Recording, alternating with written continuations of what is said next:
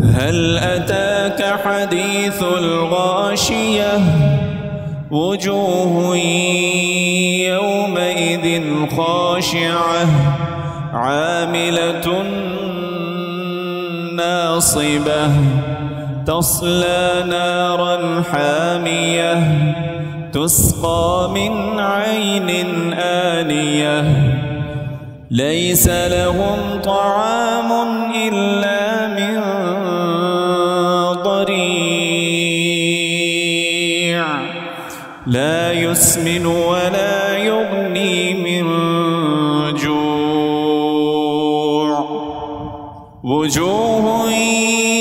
يومئذ ناعمة لسعيها راضية في جنة عالية لا تسمع فيها لاغية فيها عين جارية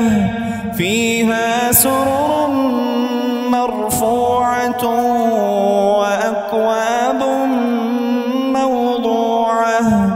ونمارق مصفوفة وزرابي مبثوثة أفلا ينظرون إلى الإبل كيف خلقت وإلى السماء كيف رفعت وإلى الجبال كيف نسبت وإلى الأرض كيف سطحت فذكر إنما أنت مذكر لست عليهم بمسيطر إلا من تولى وكفر فيعذبه الله العذاب الأكبر إن إلينا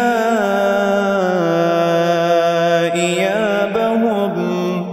ثم إن علينا حسابهم.